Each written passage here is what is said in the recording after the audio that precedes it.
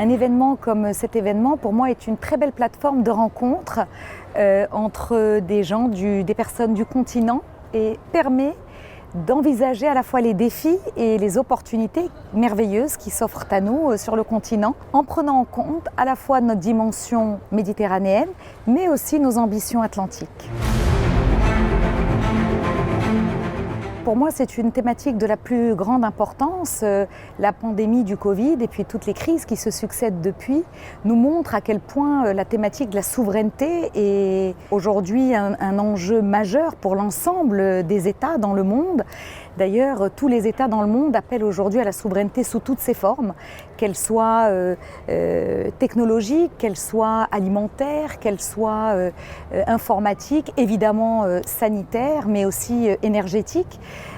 Donc aujourd'hui, c'est une thématique qui me parle particulièrement parce que nous, au sein de notre groupe Pharma 5, nous produisons depuis plus de 40 ans des médicaments génériques pour l'accès aux soins pour tous, mais la vision initiale de mon père était justement ancrée dans la souveraineté sanitaire de notre pays, mais au sens plus large de notre continent.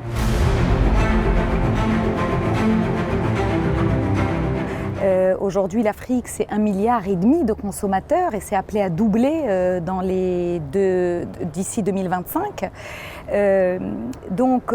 En plus de cela, l'Afrique, c'est un espace d'échange économique le plus grand au monde, une opportunité extraordinaire, surtout eu égard à ce qui se passe ailleurs. L'Afrique, c'est aussi un continent très jeune, avec une population dynamique qui va pouvoir prendre le relais.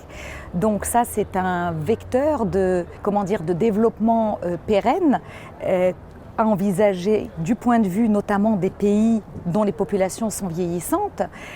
Aujourd'hui, tout l'enjeu, c'est justement de développer cette Afrique, de développer ses infrastructures, d'avoir une vision qui soit à la fois très affûtée et audacieuse, développer l'industrie de l'Afrique. Le développement de l'Afrique passera par l'industrialisation de l'Afrique et elle est possible.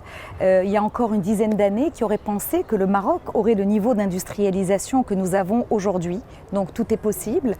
Nous avons aussi un grand défi à relever et nous en sommes capables entre Africains, qui est celui de la digitalisation et puis bien sûr celui du développement des infrastructures pour permettre la connectivité entre les différentes régions de notre continent.